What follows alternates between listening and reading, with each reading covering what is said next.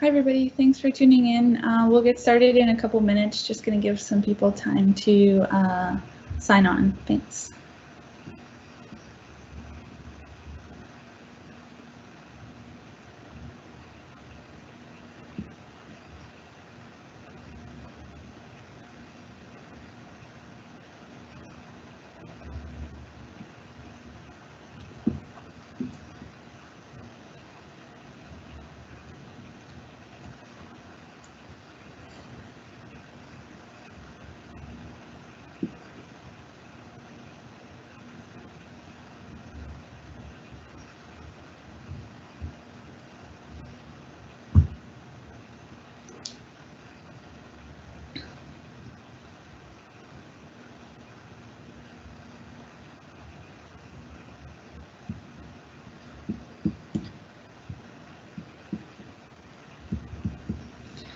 Okay, we can get started now. Thank you for tuning into our Explore session. I know I'm very excited to get this first one started, but before we get started, I'm going to go over a few just housekeeping things. So as this is a Teams live event, if you're joining us, you won't be able to use your audio or your video, but we encourage you to ask questions and just use the Q&A chat function to ask your questions, and you can keep sending them to us throughout the course of the presentation, and myself or some of my other staff members who are here to help support it will get your questions answered. Additionally, we'll be here until 3:30 to answer your questions. And at the end of the presentation, we will have more contact information and how you can reach out to us after this event, should you have more questions or want to follow up about anything. This session is going to be recorded. That way, anybody who isn't able to make it can join in and check it out later. It'll be posted on our website, so you can find it there after this session. And keep in mind that we'll be exploring a different region each week. So next week, we'll be checking out 4 different countries in Europe. So if you're interested in that, it'll be at the same time next week. And you can find the link for that presentation on our website as well. So to get started with today's presentation, we're going to explore Scandinavia and Iceland. So to give you an idea about myself, my name is Jacqueline and I'm the International Education Intern at CIP. And I was going to give you a picture of myself here, but I thought the best picture would be me picking out different Swedish candies while I was visiting Sweden. I was very happy in this picture, and I would say that they have some delicious snacks that you can try when you're there. And today, helping me, I have a student who has studied abroad in Scandinavia herself, so I'm going to pass it over to Nadine.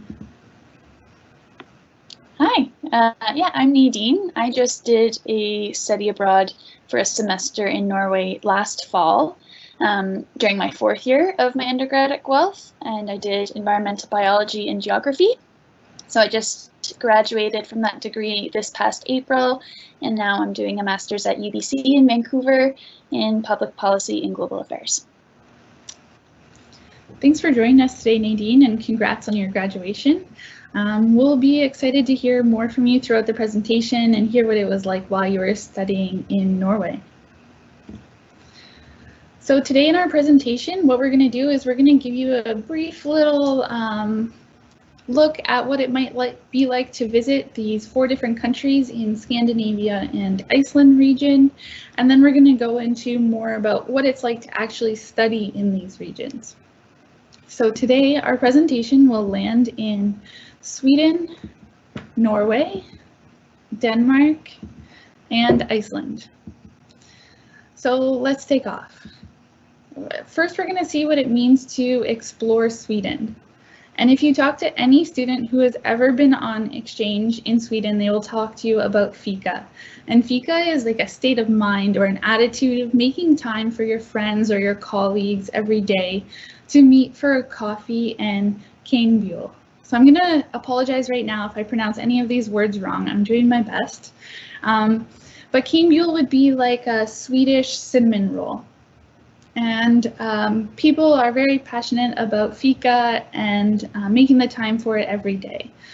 So that's a large part of the Swedish culture. Additionally, they have the Vasa Museum, which displays the only almost fully intact 17th century ship. And actually, one of our education abroad advisors, Mike, has actually visited this museum and seen this ship, and he says it is very cool and worth the stop.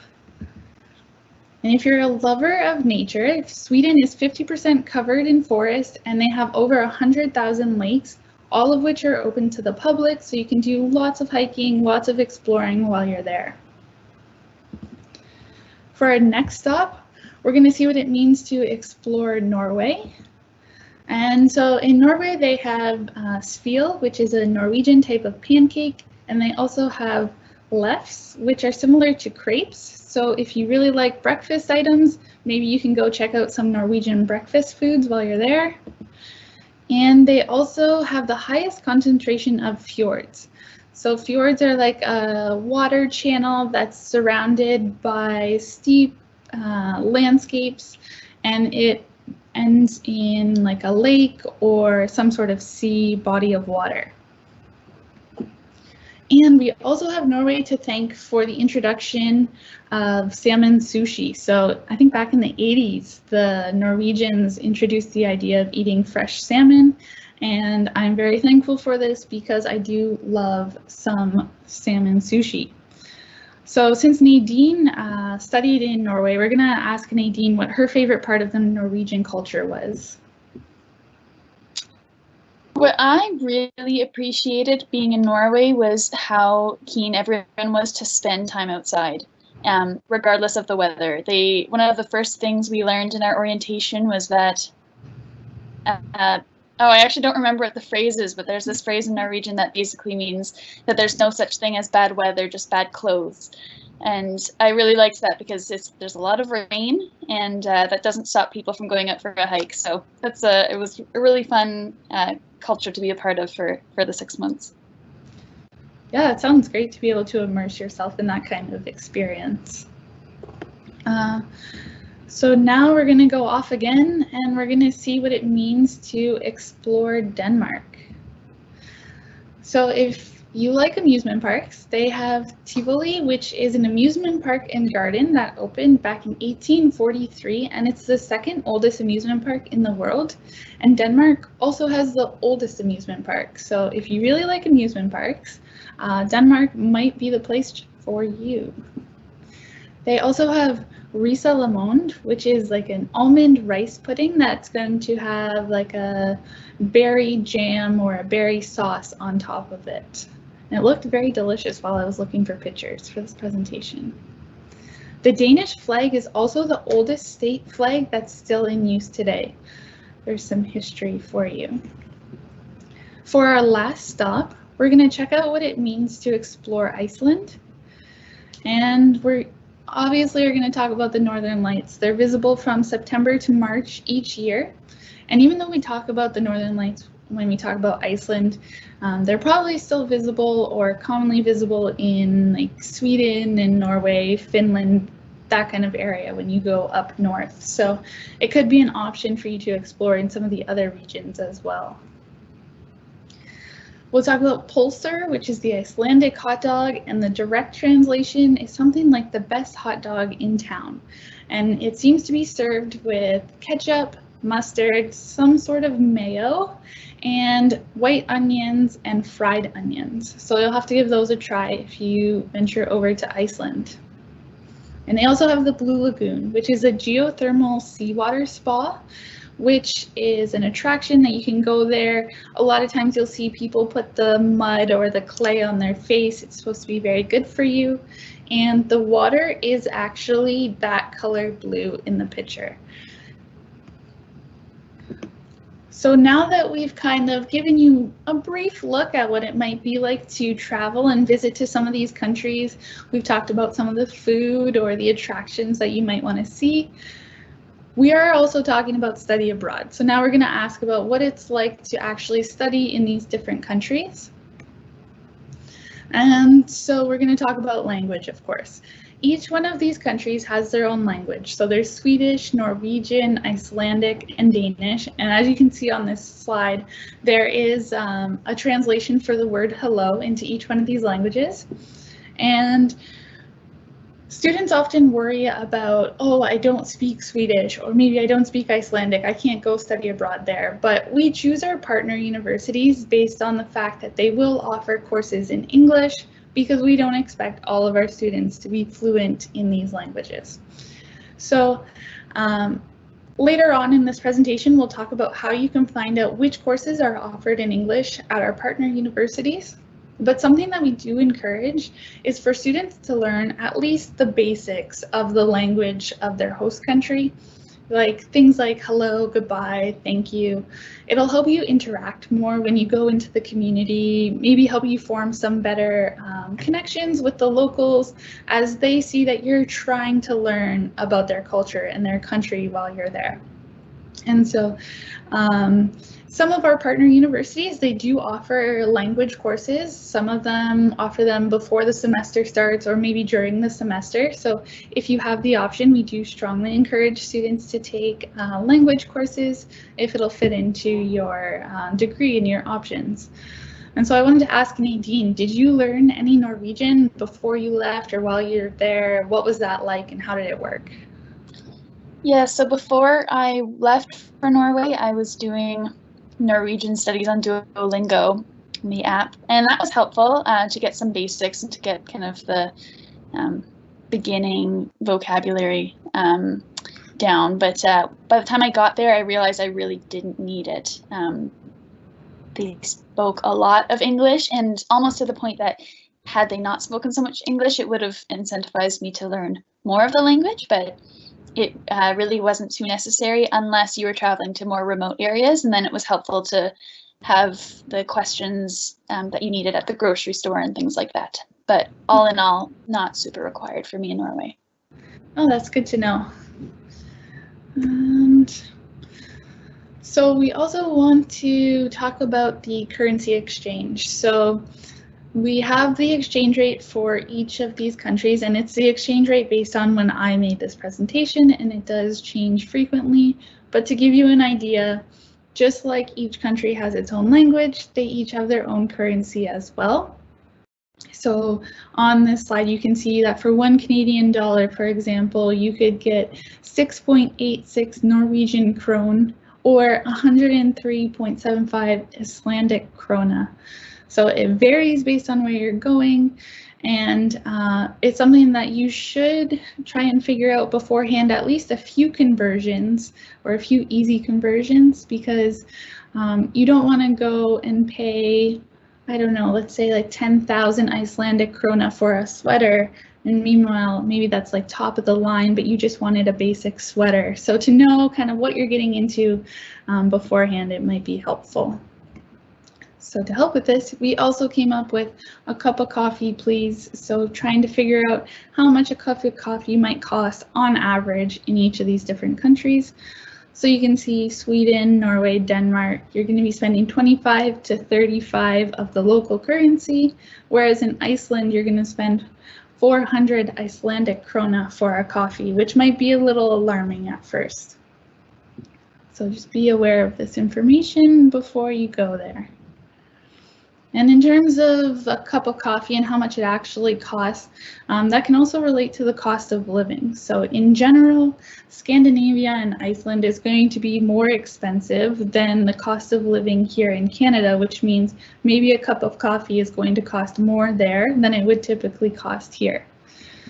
So if we're going to compare it to the rest of Europe, Norway, Iceland, and Denmark are in the top 5 most expensive countries in Europe, and Sweden comes in at 12th. So it gives you an idea of the fact that these are expensive countries to live in and study in. So if you are trying to pick out options and figure out your budget for studying abroad, you want to keep in mind the cost of living where you're going to be going. So Nadine, what was the cost of living like for you in Norway? Yeah, I can definitely attest to it being more expensive than in Canada, especially with eating out. like you can kind of get around it a bit, the grocery stores, by kind of finding out where the cheaper grocery stores are and that sort of thing. But definitely eating out, I really noticed it. And yeah, that's the main example. So it's kind of like as you get there, you'll figure out different ways to save money and that kind of thing. Exactly, yeah. Was there many like student discounts or things like that that students could look for? Not that I knew of, and I was really surprised by that. Another thing was that, at least where I was, they didn't have like bulk food stores. So yeah, it was a bit tricky in that sense. But a lot of the students have, Facebook groups and things like that to share the good spots to go to. Yeah, you can always count on other students to help you out and find the good spots. So since we're talking about money, we're also going to talk about scholarships. So as a study abroad student, you are still eligible for OSAP and any scholarships or bursaries that you would normally receive, but you're also eligible for the travel scholarships and bursaries that are offered through Student Financial Services. And in this region particularly, if you go to Sweden, there is an SWEA scholarship. And so for students who are accepted to go to a university in Sweden, we will send you all of the information that you need to apply and be eligible for this scholarship. So it could be some extra financial help to make study abroad possible for you. We're also going to talk about the credit system. So over in the Scandinavian region, they use the European Credit Transfer System, or ECTS. So a full-time semester here at Guelph is 2.5 credits, which is going to be equal to 30 ECTS. And depending on which university you go to, how your semester looks will differ. So for example, some universities might be set up similar to the University of Guelph, where you're going to study 4 or 5 courses at a time, and each course is going to run for the duration of the semester. Another possibility would be that over the course of the semester you study 4 or 5 courses, but you're only going to study 1 course at a time. So for example, maybe you're studying your first course for the month of September, the second course for the month of October, and so on. So over the course of the semester, you still complete the same amount of credits, but you're focusing on 1 course at a time, and that'll just differ based on which host university you go to. And also we'll look at the semester dates. So a fall semester at Guelph will be called an autumn semester over there. And on average, it'll run from August to December, whereas a spring semester or a winter semester in Guelph runs from January to June.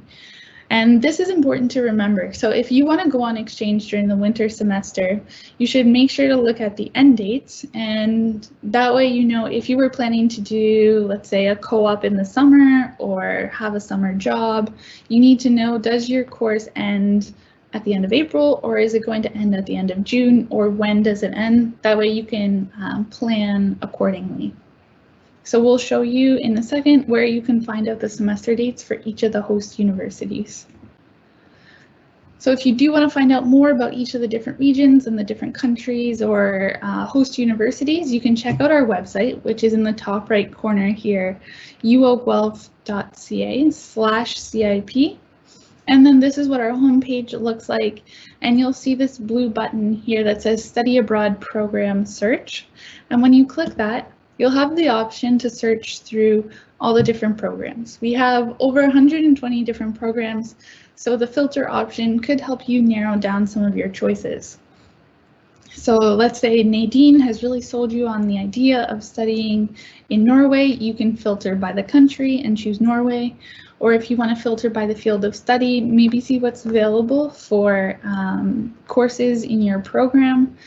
A lot of students will ask if they're restricted to the options that are listed under their field of study, and the answer is no. It'll just depend on what credits you have left in your degree, how much flexibility you have, do you have electives you can take, to see kind of what types of courses you have to take while you're abroad. And this is something that maybe your program counselor can help you to figure out.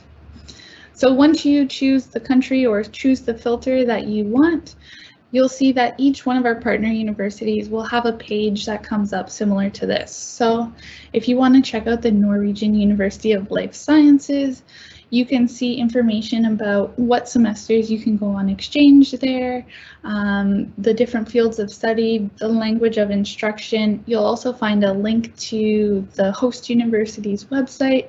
This is where you'll be able to find information about courses offered in English. And this is also where you'll find this yellow table here, which is going to give you an idea of the semester dates that you want to keep in mind when you're applying to the different locations. So what partners do we have in this region? In Sweden, we have Linköping, Lund, Malmö, and SLU. In Norway, we have NMBU and the University Center in Svalbard. In Denmark, we have the University of Copenhagen, and in Iceland, the University of Akureyri. So now we're going to get a little bit more of a perspective from Nadine about what it's like to study abroad in this region. So Nadine, what is something that you know now that you've come back from your exchange that you wish you had known beforehand, and that might be helpful for some of our listeners here? One thing off the top of my head is to keep a travel journal, because that is such a unique time in your life when you're living in another country, and it's such a fun lifestyle that is hard to replicate when you come home. So I would really try to capture that as best you can, because you'll go by so quickly, and then you'll want to kind of relive it. So if you can capture that while you're there, definitely take advantage of that. And also to pack lightly, because Norwegian sweaters are really nice, and it would have been nice to bring one home. I know that that's a common problem for students, is that they do overpack before they leave, and we encourage students to pack lightly, but I know it's so hard when you're actually getting down to packing your suitcase to pack as lightly as you need to. For sure. And something I would add to that is that I noticed that secondhand stores are really popular in Scandinavia. Mm-hmm. And so that's a really good resource to get the stuff, you know, anything that you didn't pack, it's easy to pick up for a cheap price when you're there. Yeah, and that's good. With an expensive cost of living, secondhand stores, I'm sure, help as well. For sure. Do you have like a favorite memory or something that happened during your exchange that you want to share with people? Something that just really stuck out for me was that it was the first time I had been sort of the only North American in a community or in a friend group, and so that was really fun and exciting, because it's really exciting to meet so many different people who have just so many different experiences and different upbringing, and that's a really, really enriching thing, I think. So all of those kinds of moments where things that you didn't realize made you Canadian, and those things kind of get brought to light when you're the only Canadian in a group. It's exciting. Yeah, that makes sense. So I think what we're gonna do now is we'll just kind of have a chat. We'll talk about some of the commonly asked questions from students in terms of study abroad. But before we get to that, I'm just going to share our contact information. So for anybody watching, we will be here until 3:30 p.m. and you can ask your questions in the Q&A. We'll be happy to answer any questions that come up. And if you have questions after this presentation, you're welcome to email us at cip@uoguelph.ca, or you can check out our website, uoguelph.ca/CIP. And we know that everything is virtual right now and you can't come visit us in the office, but you can book a virtual one-on-one appointment with either myself or some of our education abroad advisors. And so if you're looking to do that, you can do that through our website, which is uoguelph.ca/CIP, and then navigate your way to the About section and CIP staff, and you'll find a link there to book an appointment with us. So I guess now we'll go to some of the common questions asked by students who are studying abroad. And one of them is always about accommodations. And so where did you stay while you were in Norway, and was it mostly on campus, off campus, or how did that look for you? Yes, so I stayed on campus, and I'm really glad that I did, and I definitely recommend that if you were traveling to Scandinavia to look for accommodation on campus, which is not something that's so common kind of in Ontario, for example, that people often are on campus for the first year, maybe not afterwards, but a lot of students stay on campus in Scandinavia, and especially when you're new as an exchange student, that's so helpful to have an immediate student community to be a part of. And that also kind of ties into something maybe I wish I had known ahead of time, but I would say generally speaking, Norwegians aren't as friendly as Canadians, and so if you were planning to move there and live on your own, you could expect to have a harder time to build an initial community, an initial friend group, than it would be in Canada. So definitely would recommend living with some other students so that you immediately have those connections that you can make with people. Did you find that the residents hosted like events, or maybe the university hosted events for study abroad students to get to know each other or get to know other students? They did. My host university was awesome for that. They had a whole kind of student council specifically for international students. So we had our own little like student council elections, and they were really active. They hosted events right on campus, and that was really nice too, because you might get to know people that you're living with really well. You might get to know the people in your class as well, but that was nice to have more opportunities throughout the semester to connect with the other international students who you might otherwise not have met. So yeah, that was really great. I'd recommend that for sure. And then I also see, Nadine, that there's a question here. How did your exchange help you prepare for your graduate studies, particularly with a focus on global affairs? Oh my gosh. I think it helped a lot. It was a bit stressful at the time, because when I was abroad in Norway was the same time that I was preparing my application for my master's program. And I think a lot of students do their study abroad in third year, so maybe have a bit more time to figure that out. But studying abroad is what really helped me figure out what I wanted to do.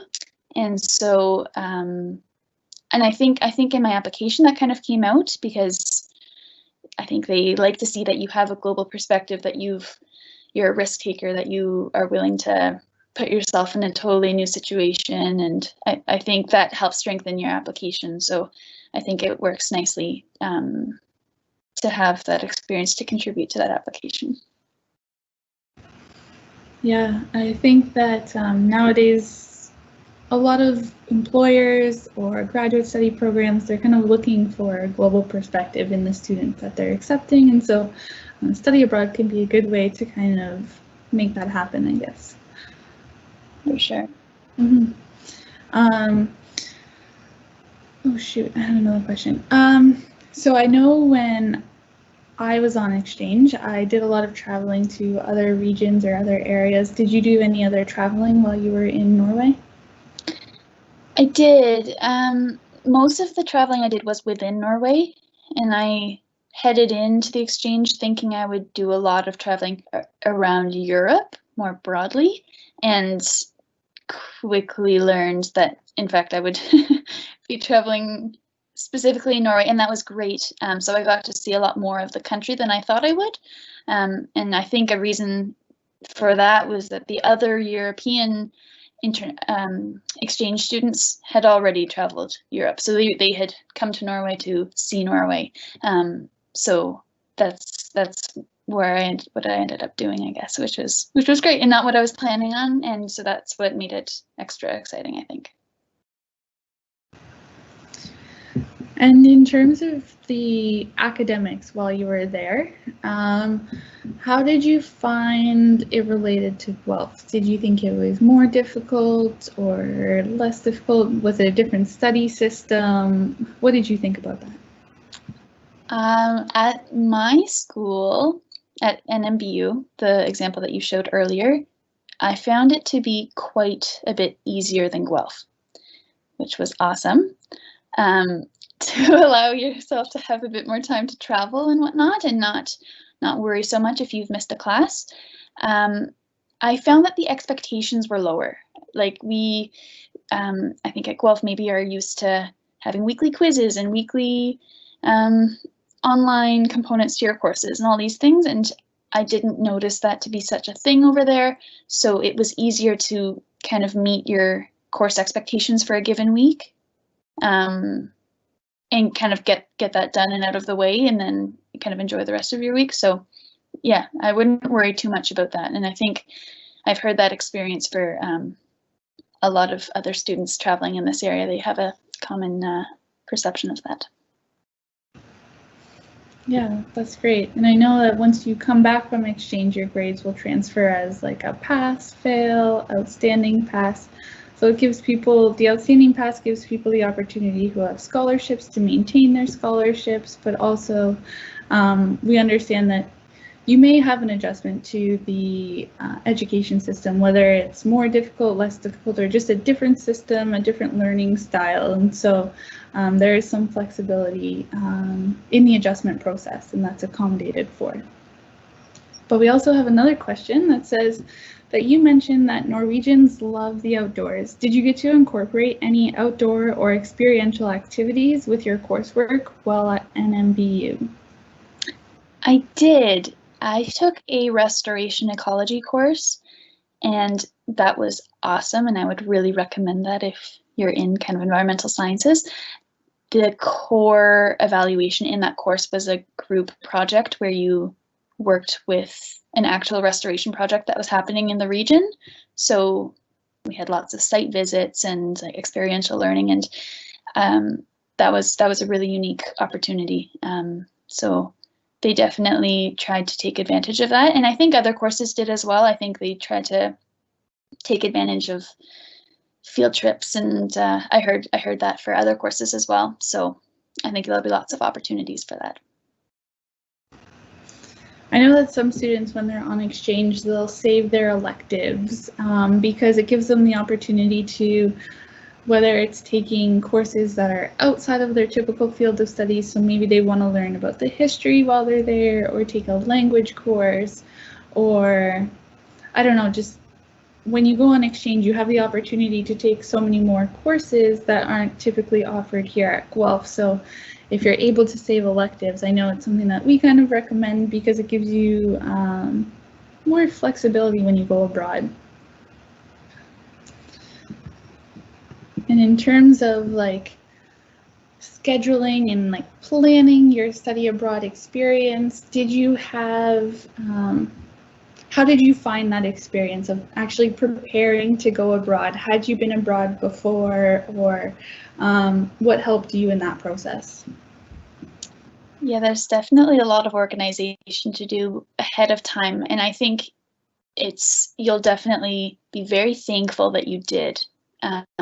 If you've done the work before you've arrived to make sure that you know what credits will transfer where, in the sense of meeting your different degree requirements. Like I knew heading in that I was getting 2 science credits and I was getting 2 arts credits, and some students had that dilemma sort of while they were there and realized, oh no, I'm taking a course right now that I just got confirmation won't go towards my degree back home. So I would definitely just focus on getting those confirmations from your advisors at Guelph before you go, and then it's going to be a stress-free experience once you're there. Yeah, I know program counselors are good at helping students kind of figure out what options might be available to them, and making sure that it'll transfer back to their degree beforehand. So it does, like you say, take some planning, but it'll be worth it in the end. So we have a question here that says, you mentioned that people in Scandinavia are generally more reserved and less friendly than Canadians. How did you make friends and build a social circle in that kind of culture? That's a great question. So I really found that my friends that I made on this exchange were not Norwegians, were the other international students. That being said, there were certainly very friendly Norwegians who I met through my classes as well, but because I was living in a residence that was strictly for international students, that's who my social circle became. But the other really nice thing was that through your classes, you will meet students who might be international students who aren't on exchange, but are actually there for their full degree. And I found that was really nice to then connect me to other kind of like-minded Norwegians too. So I didn't feel as though it negatively impacted my experience at all, but it's just something that I noticed commonly if I was out and about and I asked somebody for help or directions or anything kind of like customer service related. And they're not being rude, it's just their culture. They're just not, not as friendly. No, that makes sense. That's okay. I know when I was on exchange, I think most students on exchange, your friends are the other students who are there on exchange because you're there for the same reasons, to kind of travel, explore the country, and that. But for my own experience, I joined the rowing team when I was in England for the year. And joining a club or something like that at the university could also be a great way to meet some of the locals and get to know some of the domestic students there. I know I really enjoyed my time on the rowing team while I was there. And we have another question. So what was it that drew you to Norway? The students having trouble choosing a country to visit, even as I learned more about the various places. I was originally drawn to Norway because I'm really interested in sustainability and always knew Norway was a country that kind of leads the way in that field. So that was really interesting for me because to kind of compare your expectation to reality, now having been there and learned a little bit more about sort of what policies they have and how they manage their environment, that was really interesting to see how it compared to what I assumed it would be. And also I love skiing, I love hiking. I knew that there would be lots of opportunities for that, and it is so easy to get around in Norway. They've got such fantastic public transit, so it didn't matter that I didn't have a car. It was easy for me to hop on a train or hop on a subway, and it would take me right to a trail start or right to a ski hill. And that was super nice to have such accessible nature. And I guess maybe the third reason was I did want to live somewhere that had a little bit of a different culture, I guess, different language. I think Canada and Norway have a lot of similarities in terms of our nature, actually, and kind of being a welfare state and whatnot. But it was, yeah, I enjoyed living and learning about a different culture. I think it's good to know about the public transit because that can really make a huge difference in your experience, being able to easily get around and have those experiences outside of wherever you're living. Totally, yeah, for sure. Especially in the winter time, because it gets dark there so much earlier, it's really great to have places you can go and access, and so that you're not kind of stuck inside. Yeah. It's funny, I was just going to ask you about that because being so far up north, you do have that shorter days if you go in the winter or longer sunlight if you go in the summer. And so how did you find that or adjust to that? I didn't notice it to be an issue, but I also attribute that to the fact that my friends that I made there were really kind of proactive in organizing things to do and events to go to in Oslo and things like that. So I think if you keep busy, you really don't notice it. But when I was leaving at the end of December, sunset was, I think, 2:30, which was crazy to be like still in the middle of your school day, having just had lunch and the sun's going down. So I think that could be something to consider for sure, how that might affect different individuals. But I think the best coping strategy for that is to keep busy and to have things going on, and to not see that as a reason to say no to something, I guess. Mm-hmm. So you said that you found that Norway and Canada were fairly similar, but they do have their cultural differences. Did you find that it was difficult to adjust to those cultural differences? I don't think I would say difficult. I kind of approached it like there were some instances where I originally thought I was treated rudely, but it's just because it's so different from how it would happen in Canada. Like, for example, going to like a tourist information kiosk where you would expect to have somebody who, you know, really wants to help you find your way in the city, or is there literally there to help welcome you to the city and answer your questions. Just I felt as though sometimes I was bothering their day, or like they didn't want to give me the time of day. Maybe maybe weren't giving eye contact, disinterested, that sort of thing. And I think some of the other students who weren't from Canada didn't notice that so much, but I think that's because I'm from a country on one end of a friendliness spectrum and they're just on the other end. So I think you could take that personally, and I think at first I was, and then I just realized, oh, that's just how it goes. And I think that's also where it's helpful to meet other international students who won't have that same, maybe to have other international students who will have some cultural similarities to you, and then you won't notice it as much because you can offset it with them.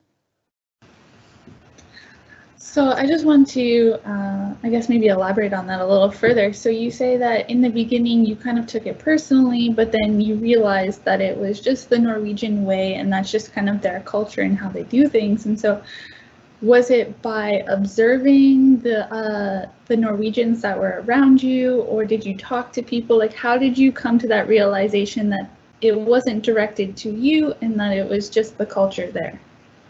I think what really made me come to that realization was hearing how other Norwegians talked about Norwegians.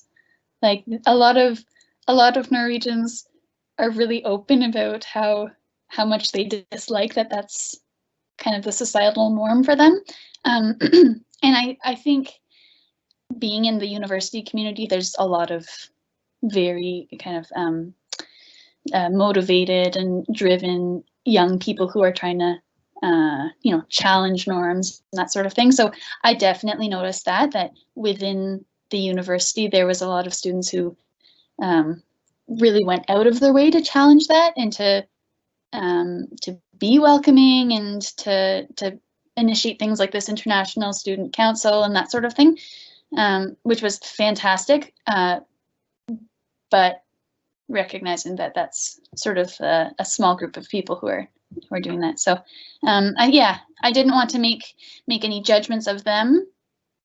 Like when I was first noticing it myself through my own observations, but hearing them talk about it and saying, okay, this is justified now. Like I'm not the only one who's noticing this. This is actually a thing. So yeah, sometimes it can be really helpful to talk to others to figure out that you're not the only one experiencing that. For sure. And talking about the only one experiencing that, did you have any like homesickness or something where you just kind of were missing home, and talking to other exchange students, like maybe they were going through the same thing, or what happened for you when you kind of got there? I was super shocked. That was the longest I had ever been without coming home. Like the longest I had been away from home, that's a better way to put it. And I'm from Ottawa, so in Guelph, I could pop home more easily, and I did, and I noticed that I got more homesick being in Guelph. All this to say, in Norway, I didn't feel homesick once the entire time, which was crazy, and that was something I was really nervous about, knowing that when I'm in Guelph, I'm homesick for home in Ottawa. When I'm in Norway, I can't just pop home that easily. But it never crossed my mind, and I was so happy to be there the whole time because it was just full of so much adventure and so many interesting people. And I think there were just so many distractions, which weren't which weren't even distractions. They were just opportunities, I would say, like, so to get so enriched and invested in that lifestyle. You kind of just immediately fall in love with it, and suddenly you're not really missing to be at home because your life there is so much more exciting. So I think that's a good way to look at it, in terms of, like, you got comfortable going home when you were in Guelph, but kind of, I guess, when you went to Norway, you knew that you were going there for a set amount of time. You knew that you'd be coming home, and that you were just going to try and make the most of it while you were there. Absolutely. Absolutely. And I think that's a really important frame of mind to have when you go, because someone I lived with in my flat, a friend of mine, she found that she got really bogged down in her studies and wasn't able to take full advantage of the fun things to do in the area. And so I think that's something that's super duper nice about the CIP partnerships with these universities, having a pass-fail system, that I think that also encourages you to, I mean, don't completely disregard school, definitely not, but it encourages you to take advantage of the fact that you're living somewhere else, and take advantage of your opportunities to do things that you couldn't do at home. I know from my own exchange experience, and speaking to some other students who have studied abroad, that there can be some culture shock, some adjustment periods where you do feel homesick, like maybe everything's so different, and you kind of go through a period where you're struggling to adjust to it. And then if you talk to some other exchange students, it can be really beneficial, because I know from my own experience, I had some friends who were going through similar things, and so we were able to just talk about it, but then say, like, okay, rather than just talk in our rooms about this, let's go out for dinner, have some, like, I went to England, so we went out and had fish and chips to try and, like, get used to the culture there and immerse ourselves there.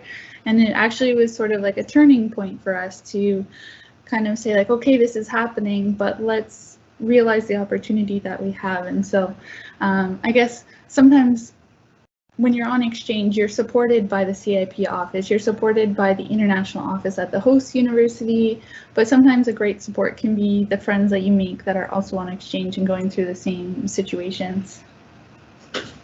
Absolutely. Sure.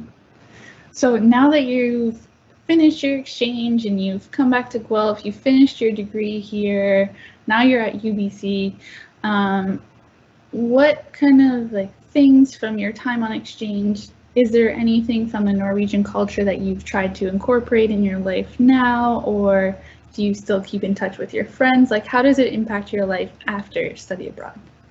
Oh my gosh, I love that question. Something that I meant to mention earlier and I had forgot, something they do in, I don't know if it's all of Scandinavia, if it was just my school I went to in Norway. They have this amazing system during lectures where they will not lecture for longer than 45 minutes without a 15-minute break, which was incredible, because we would have a 3-hour, like a once a week 3-hour lecture, like you would have at Guelph, like a night lecture. But they would take a break every 45 minutes and encourage you to go get a coffee and go have a chat and go stretch your legs. And that helped me as a student tremendously, because I could reestablish my focus when we returned and sat down. And I really appreciated that they are so attentive to your well-being, and that's something that I've tried to bring with me back home in Canada, still continuing as a student to recognize the fact that no, it's not mentally sustainable to try to focus on something for so long, and you need to tear apart from your screen. And I really appreciated how much of a priority that was there. And all of the profs did that, like across the disciplines. So that was really cool. So that's one thing. The other thing is that the people I met there on exchange were hands down some of the greatest people I've met in my entire life. And so I'm thrilled that I'm still in close contact with them now that it's been a year. And we have things like WhatsApp to still have calls and, you know, figure out with the different time zones, but they're very much still in my life. And so I'm really thankful for that. And I think now more than ever, it's easier to maintain those friendships with social media. And I know that I've got an older brother who did an exchange in Sweden 10 years ago or something like that. And he's not in touch with them. And I think a big reason for that is that Facebook wasn't so much of a thing back then, and they just didn't have those means of communicating as well. So I think that's something that you could really look forward to as a prospective exchange student, knowing that you're going to meet people there, spend tons of time with them for the semester you're there, and it doesn't end there. So that's awesome. That's great to know, because a lot of times study abroad is such like a big experience in somebody's life, and so it's not just going to end there. You're going to get to continue your friendships and things like that, and relive some of those memories with the people. So sorry, we're going to kind of jump back to your time in Norway, and we have a question of what sort of stereotypes did you face as a Canadian in Norway? Or how are you perceived when you say that you were the only Canadian of the group? Everyone thought I was really nice and really friendly.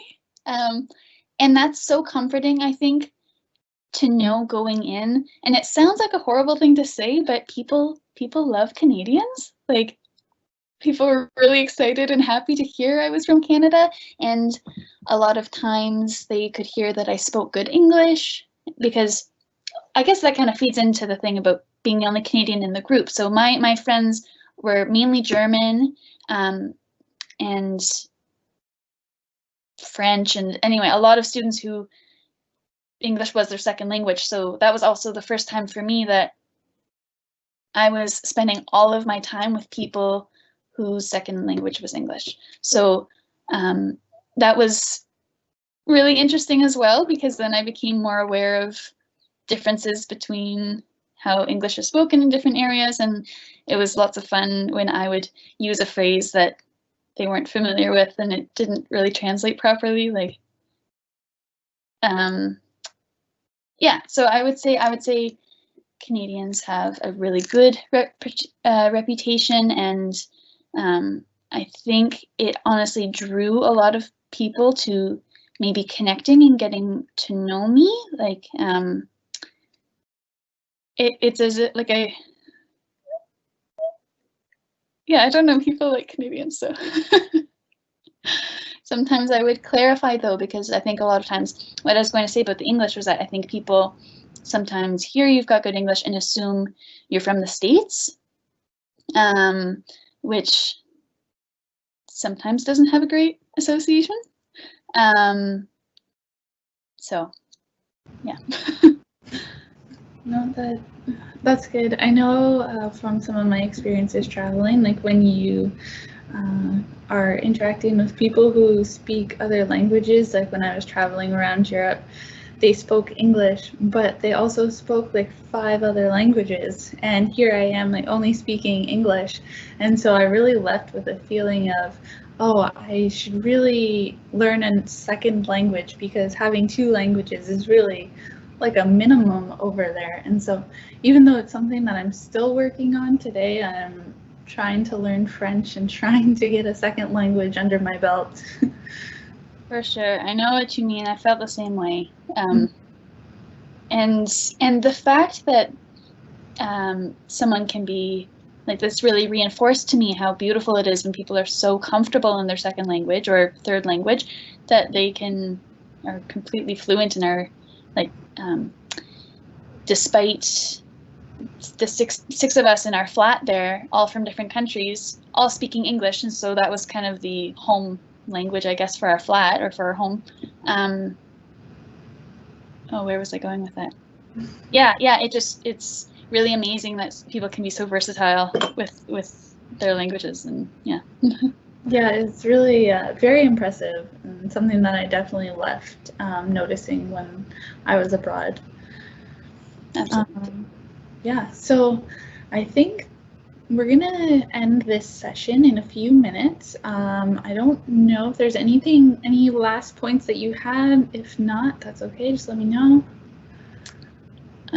I would just say if anyone has any specific questions or wants to chat more about Norway or about NMBU, I'd be super happy to connect. So you could get in touch, I guess, with Jacqueline, and then. Oh, I really appreciate that. That's nice of you to offer. And so I will say that if anybody is interested in reaching out and speaking with Nadine, you can email us at cip@uofwealth.ca, and we will be happy to make that connection. And I just want to say thank you so much, Nadine, for coming and speaking about your experience. I think you had a lot of great points to share and definitely made this presentation useful to students and something that will help them in their decision to study abroad. So really, thank you so much. Oh, I'm glad it could be helpful. It was definitely the best time of my life, so I'm happy to speak about it and share my insights. I'm glad to hear that. So anybody who is interested in studying abroad, know that the first step in studying abroad is attending an info session. And this year, because of COVID and everything, they have been moved online and to course links. So just send an email to that CIP email address and we can get you registered on the course link for your info session. And in early December, we will have our online applications open up, and part of the application process is that you're going to have to choose 5 programs to apply to and rank them from 1st to 5th, and your application is going to be due January 29th of 2021.